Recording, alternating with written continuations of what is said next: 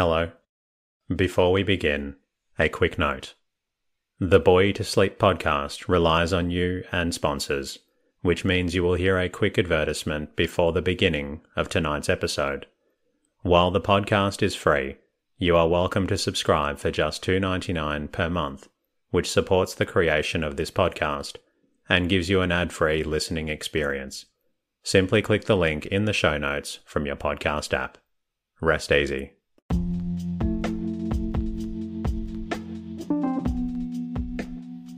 Hello.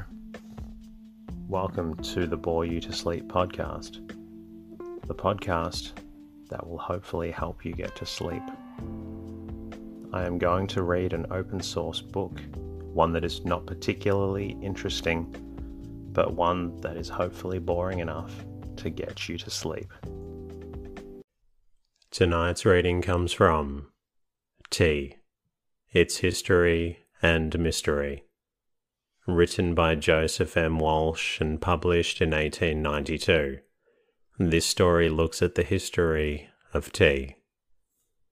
My name is Teddy, and I aim to help people everywhere get a good night's rest. Sleep is so important, and my mission is to help you get the rest that you need.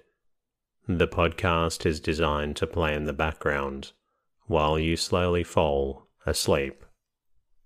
For those of you who are new to the podcast, it started from my own struggles with sleep. I wanted to create a resource for others facing similar challenges, and I'm so grateful for the amazing community we have built together. This podcast is self-made and self-produced, which is why you will hear a short ad at the beginning of each episode. These ads, along with support from subscribers and patrons, enable me to keep delivering this podcast for free to those who need it. Thank you to everyone who shared their words of gratitude with me during the week, whether through the website or their podcast app. Your messages mean the world to me.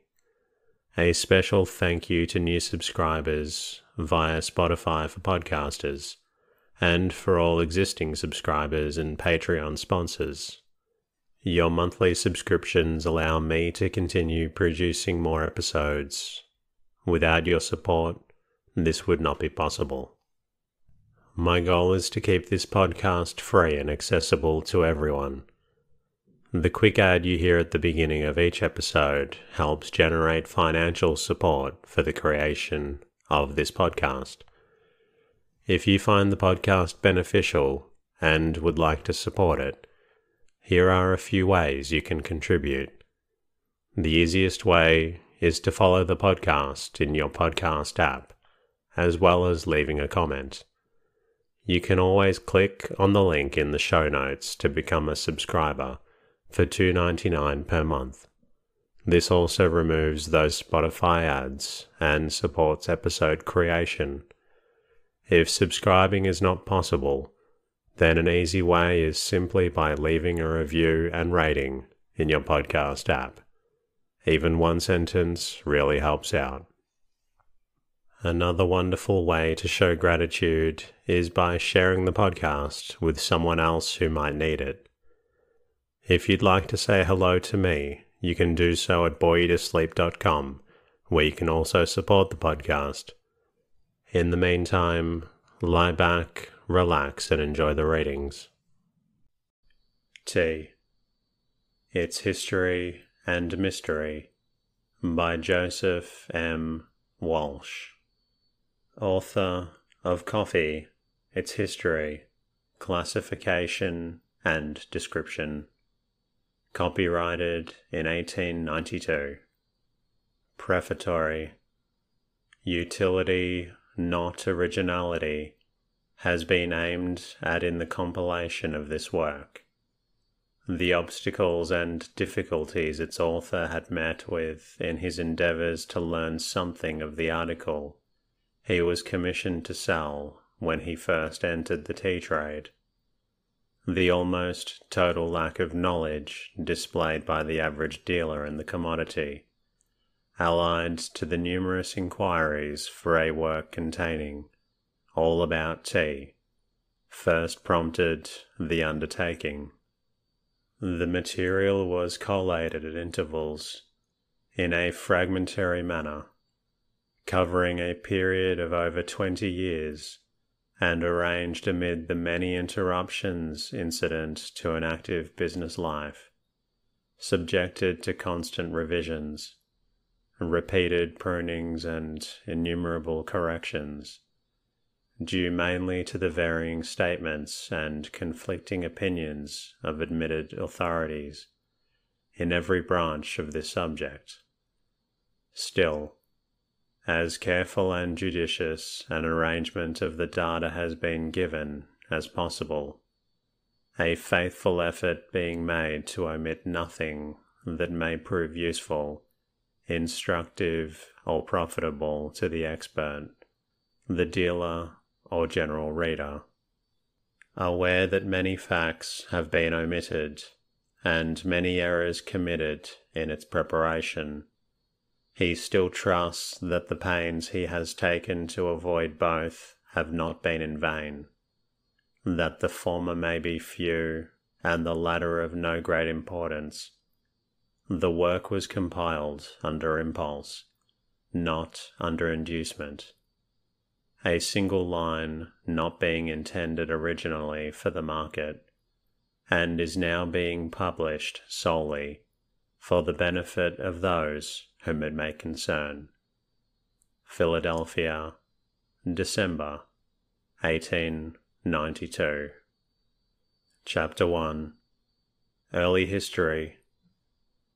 The history of tea is intimately bound up with that of China, that is, so far as the Western world is concerned, its production and consumption being for centuries confined to that country, but having within the past 2 centuries become known and almost indispensable as an article of diet in every civilized country of the globe, it cannot but prove interesting to inquire into the progress, properties and effects of a commodity which could have induced so large a portion of mankind to abandon so many other articles of diet in its favour, as well as the results of its present enormous consumption.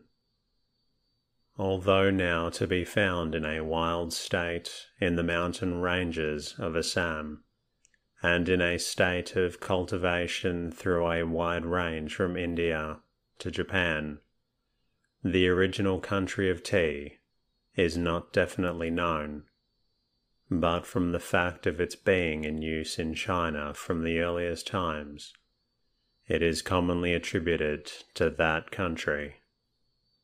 Yet though claimed to have been known in China long anterior to the Christian era, and even said to have been mentioned in the Sao Pao published 2700 BC, and also in the Rai 600 BC, the exact date or manner of its first discovery and use in that country is still in doubt. One writer claims that the famous herb was cultivated and classified in China 2000 BC, almost as completely as it is today, and that it was used as a means of promoting amity between Eastern monarchs and potentates at this early period. Qin Nung, a celebrated scholar and philosopher who existed long before Confucius, is claimed to have said of it, "Tea is better than wine, for it leadeth not to intoxication, neither does it cause a man to say foolish things and repent thereof in his sober moments. It is better than water, for it doth not carry disease, neither doth it act as a poison, as doth water when the wells contain foul and rotten matter." And Confucius admonishes his followers to be good and courteous to all, even to the stranger from other lands, If he say unto thee that he thirsteth, give unto him a cup of warm tea without money and without price.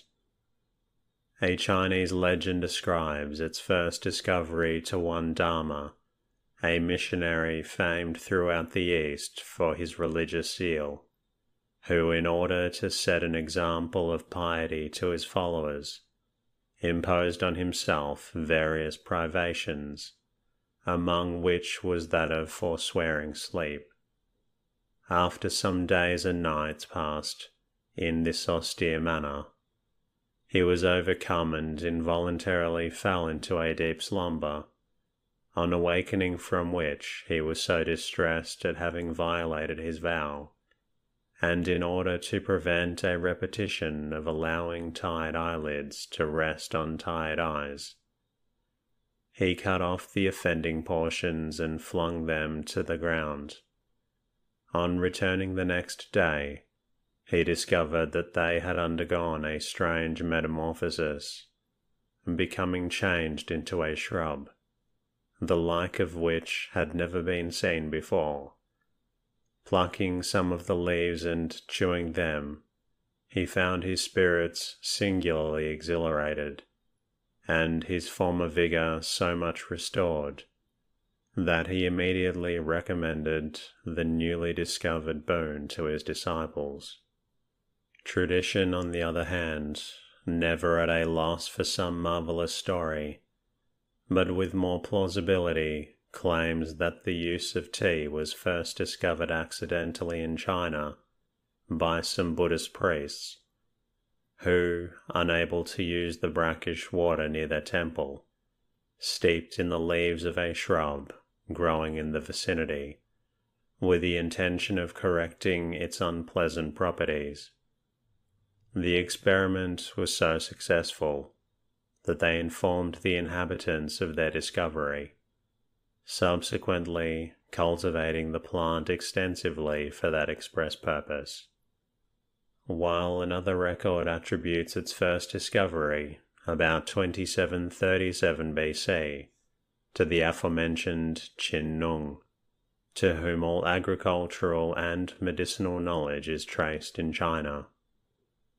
In replenishing a fire made of branches of the tea plant, some of the leaves fell into the vessel in which he was boiling water for his evening meal.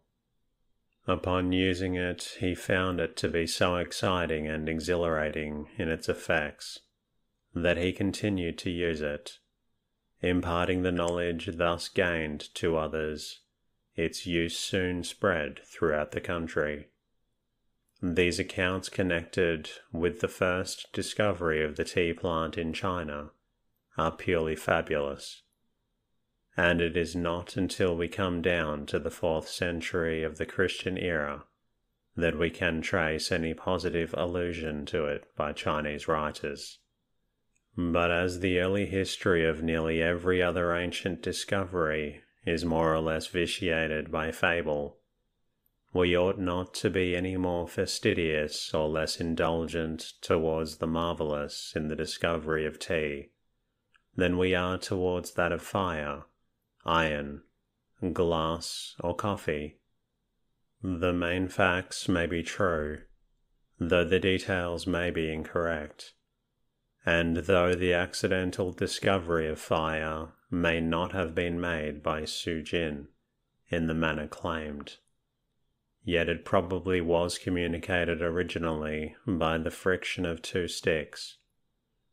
Nor may it be strictly correct to state that Fu He made the accidental discovery of iron by the burning of wood on brown earth, any more than the Phoenicians discovered that making glass by burning green wood on sand. Yet it is not improbable that some such accidental processes first led to these discoveries. Thus also considerable allowances are to be deducted from the scientific discoveries of Qin Nung in botany, when we read of his having in one day discovered no less than 70 different species of plants that were poisonous, and 70 others that were antidotes against their baneful effects. According to some Chinese authorities, the tea plant was first introduced into their country from Korea as late as the 4th century of the present era, from whence it is said to have been carried to Japan in the 9th. Others again maintaining that it is undoubtedly indigenous to China, being originally discovered on the hills of those provinces, where it now grows so abundantly. No date, however, has been named.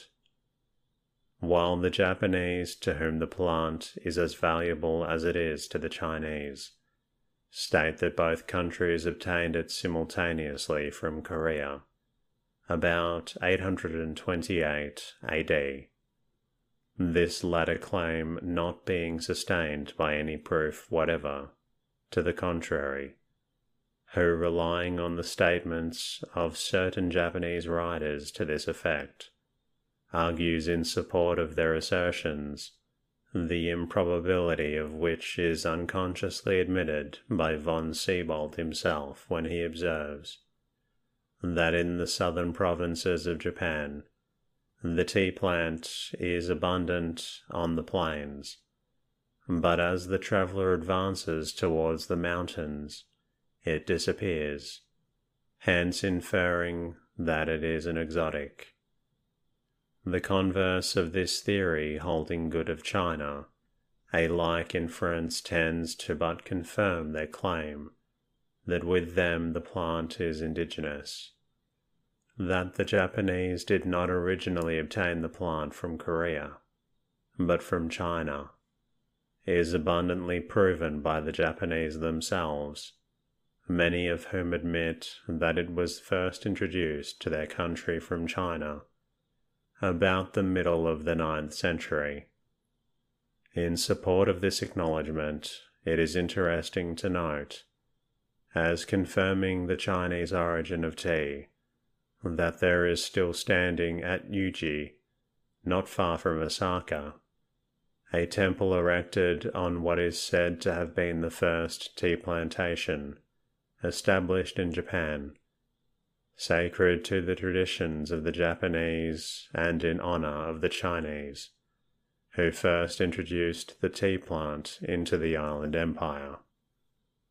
Another more authentic account states that the tea seed was brought to Japan from China by the Buddhist priest Miyoi about the beginning of the 13th century and first planted in the southern island of Kyushu, from whence its cultivation soon spread throughout that country.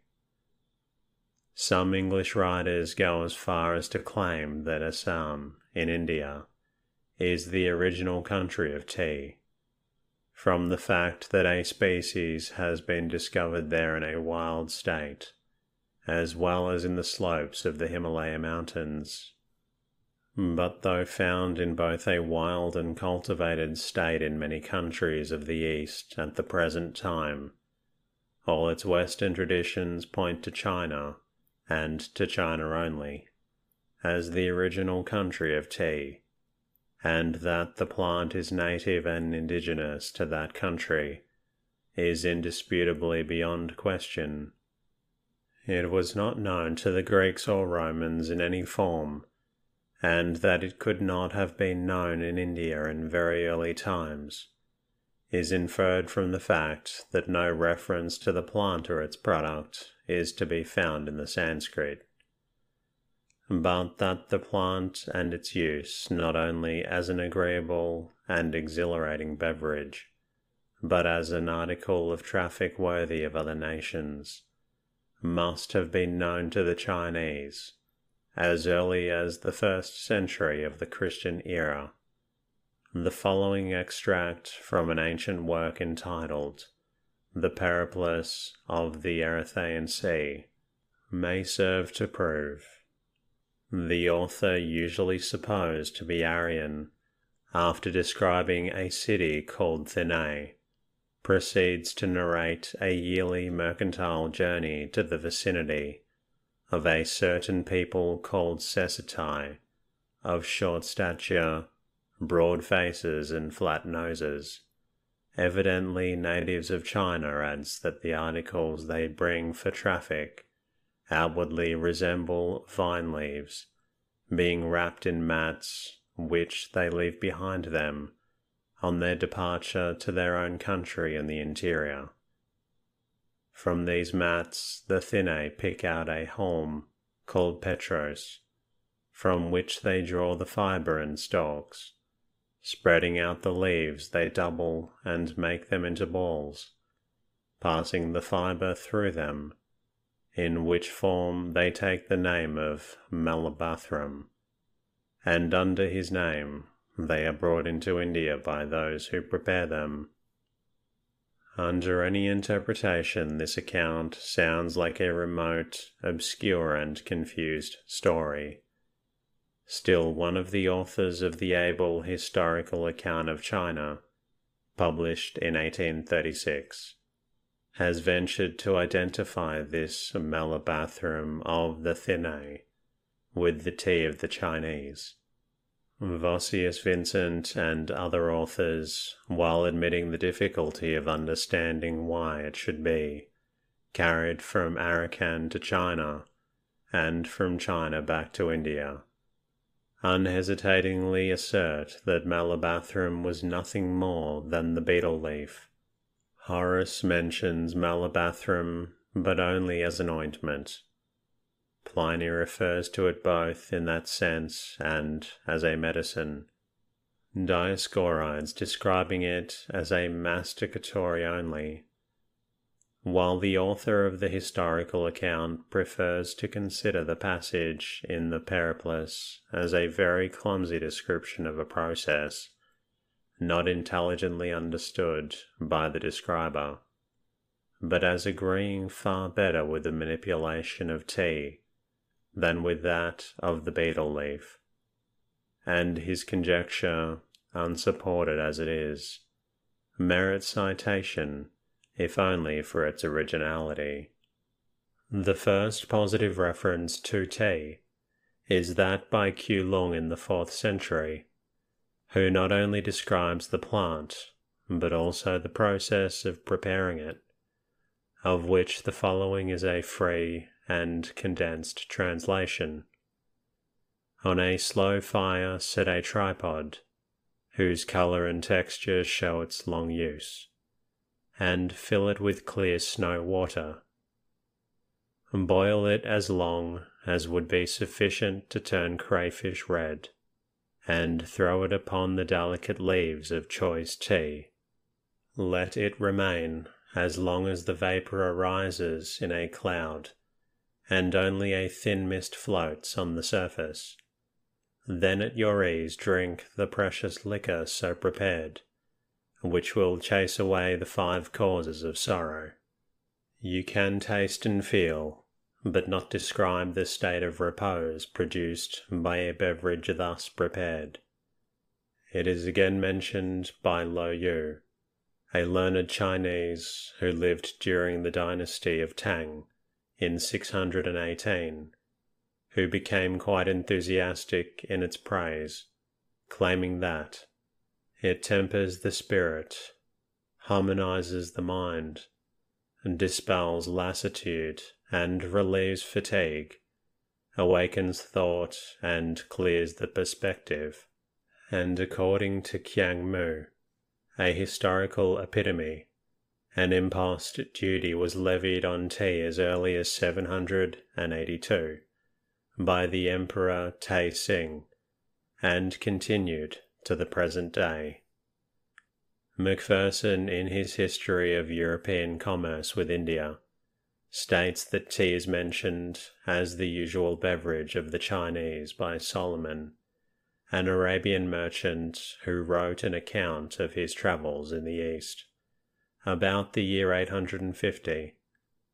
By the close of the 9th century, however, tea was found in general use among the Chinese, the tax upon it at that time being a source of considerable revenue, as recorded in the history books. There is also independent evidence furnished by 2 other Arabian travellers in a narrative of their wanderings during the latter half of the 9th century, admitting their statements to be trustworthy as to the general use of tea as a beverage among the Chinese at that period. Moorish travellers appear to have introduced it into the Mohammedan countries early in the 10th century, and other travellers in China in the 17th give most extravagant accounts of its virtues, which appears to have been in very general use throughout the greater part of Asia at that time. Father de Rhodes, a Jesuit missionary who entered China in 1633, states that the use of tea is common throughout the East, and begins, I perceive, to be known in Europe. It is in all the world to be found only in 2 provinces of China, where the gathering of it occupies the people as the vintage does us. Adding that he found it in his own case to be an instantaneous remedy for headache, and when compelled to sit up all night to hear confessions, its use saved him from drowsiness and fatigue. Adam O'Lerius, describing the travels of an embassy to Persia in 1631, says of the Persians, "They are great frequenters of taverns called Sai Chatai, where they drink tea or cha, which the Tartars bring from China, and to which they assign extravagant qualities, imagining that it all alone will keep a man in perfect health, and are sure to treat all those who visit them to this drink at all hours." These strong expressions as to the use of tea, applying as they do to a period not later than 1640, are sufficient to prove that the ordinary accounts place the introduction of that beverage, as regards Europe, particularly the continent, as too late.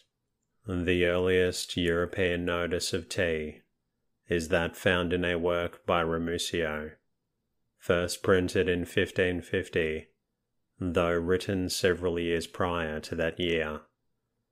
In it he quotes Haji Muhammad in effect, "And these people of Cathay, China, do say that if these in our parts of the world only knew tea, there is no doubt that our merchants would cease altogether to use Ravino Chini, as they call rhubarb.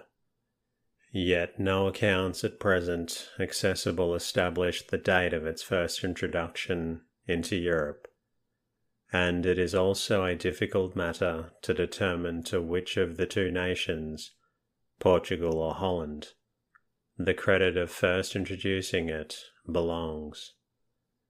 Some writers claiming that the Dutch East India Company brought tea to Amsterdam in 1600, while the Portuguese claim the honour of its first introduction prior to that year. An indisputable argument in favour of the latter is the notice given of it by Giovanni Maffei in the History of India. That book was published in 1559. The inhabitants of China, like those of Japan, he writes, extract from a herb called chia, a beverage which they drink warm and which is extremely wholesome, being a remedy against phlegm, languor, and a promoter of longevity, while Giovanni Botero, another Portuguese, in a work published in the same year, states that the Chinese have a herb from which they press a delicate juice, which they use instead of wine, finding it to be a preservative against these diseases, which are produced by the use of wine amongst us. Taxeira, also a native of Portugal, states that he saw the dried leaves of tea and malacca some years prior to 1600, and the article is also mentioned in one of the earliest privileges accorded to the Portuguese for trading in 1558. Yet it was not until nearly a century from the beginning of that trade that we find the first distinct account from a European pen of the use of tea as a beverage. In a dissertation upon tea by Thomas Short, printed in London in 1730, the author gives the following account of its first introduction into Europe. The Dutch East India Company, on their second voyage to China, carried thither a good store of sage and exchanged it with the Chinese for tea, receiving 3 to 4 pounds of the last for 1 pound of the first, by calling it a wonderful European herb, possessed of as many virtues as the Indians could ascribe to their shrub leaf. But because they exported not such large quantities of sage as they imported of tea, they also bought a great deal of the latter, giving 8 to 10 pence a pound for it in China. And when they first brought it to Paris, they sold it for 30 livres the pound, but 30 years ago the Chinese sold it at 3 pence, and never above 9 pence a pound at any time, frequently mixing it with other herbs to increase the quantity. Macaulay also states in the history of his embassy to China that early in the 17th century some Dutch adventurers, seeking for such objects as might fetch a price in China, and hearing of a general use there of a beverage produced from a plant of the country, bethought themselves of trying how far a European plant of supposed great virtues might also be appreciated by the Chinese. They accordingly introduced them to the herb sage, the Dutch accepting in exchange the Chinese tea, which they brought back with them to Holland. These statements but tend to confirm the Portuguese claim, the efforts of the Dutch to open up trade with the Chinese in tea being evidently made many years subsequent to the introduction by the former, in still further support of which the following may be noted. In 1662, Charles II married the Portuguese princess, Catherine of Braganza, who it is said was very fond of tea, having been accustomed to it in her own country. Waller, in a poem celebrating the event, ascribes its first introduction to her country in the appended lines: Venus her myrtle has, Phoebus her bays, tea both excels, which she vouchsafes to praise. The best of queens and best of herbs we owe to that proud nation which the way did show. The earliest mention made of tea by an Englishman is that contained in a letter from a Mr. Wickham, agent of the East India Company at Ferrando, Japan, and dated June 27th, 1615, to a Mr. Eaton, another officer of the company, resident at Macau, China, asking for a pot of the best cha. How the commission was executed does not appear, but in Mr. Eaton's subsequent account of expenditures occurs this item: 3 silver porringers to drink tea in. The first person, however, to advocate the use of tea in Europe was Cornelius Botrico, a professor of the Leyden University, who in a treatise on tea, coffee, and chocolate, published in 1649, strongly pronounces in favour of the former, denying the possibility of its being injurious, even when taken in moderate quantities.